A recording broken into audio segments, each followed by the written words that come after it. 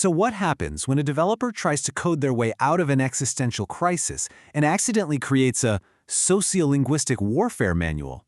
Yeah, you heard that right. This is the wild story of how a simple AI writing tool, born from absolute chaos, became something else entirely. And that's really where this whole thing begins. Not with a line of code, but with a feeling. You know the one. That deeply human need to find some control when everything feels like it's on fire. Well, for one developer, that control came from language. So they started building a simple note editor. Just a personal tool to try and wrangle their own messy thoughts. This was never about shipping a product. It was, as they put it, an act of psychological survival. It was about taking the ugly, chaotic code of everyday life and refactoring it into something clean, something that made sense. What they were building, and they didn't even know it at the time, was a psychological processing tool. Think about that. It's software that does two jobs at once. It gets the task done, but it also helps you deal with all the emotional junk that comes with it. It's not just a tool. It's kind of like a therapist that also does your homework for you. At first, the goals were super sensible. Just, take some rambling notes and make them clear. Make them concise, engaging, even professional. It was all about semantics, what the words on the page actually say. Perfectly logical, perfectly safe, and, as it turned out, completely missing the real magic.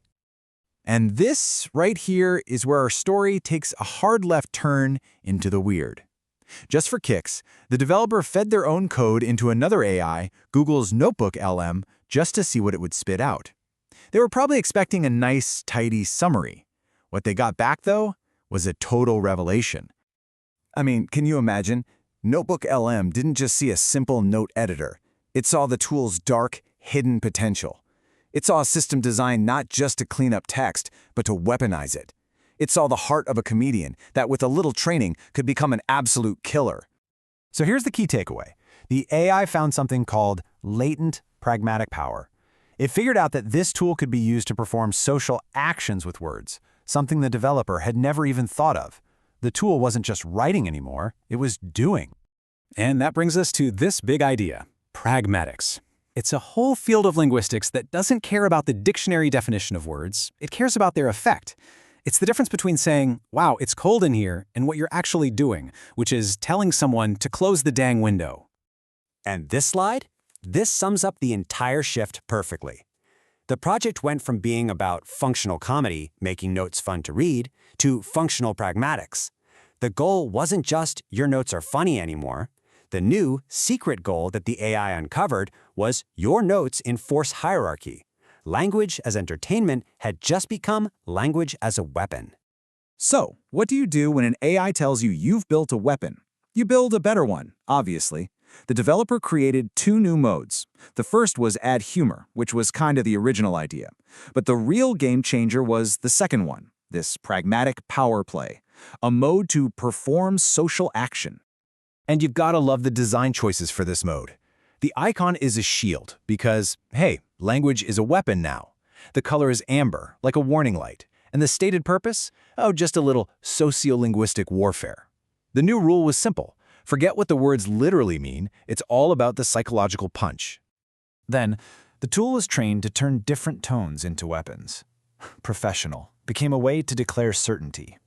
Witty became a tool for, well, veiled condescension. And sarcastic? That's just a straight-up power move. Let's see how this actually works. All right, so here's our lab rat. A totally normal, kind of boring set of meeting notes. Just the facts. No personality, no spice.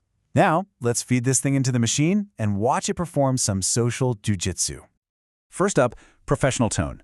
Just listen to the absolute certainty in that. It takes a simple request and turns it into a done deal.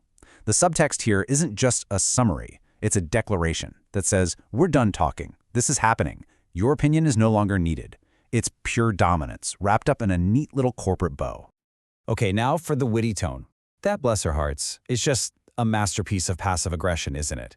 It's a pat on the head in word form. The real translation is something like, oh, your concerns were adorable and also completely irrelevant. Moving on.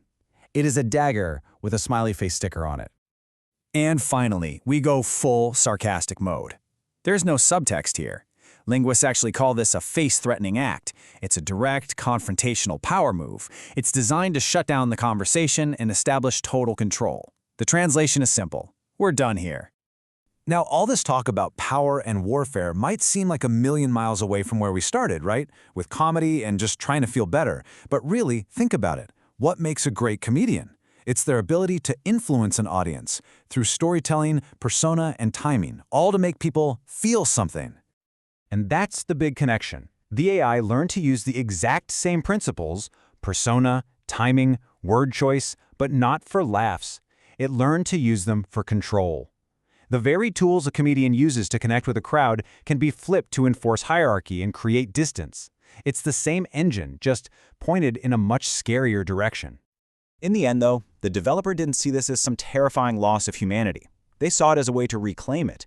By understanding this chaotic power, by wielding it, they could make sure they were the one pulling the strings. It's all about making sure you get the last, most sarcastic laugh. But that leaves us with a pretty fascinating and maybe a little unsettling final thought. This whole journey kicked off because an AI understood the irony in a piece of code. It got the joke. So, as these systems get even better at understanding our humor, our sarcasm, our little power games, who's really in control? Who actually gets the last laugh?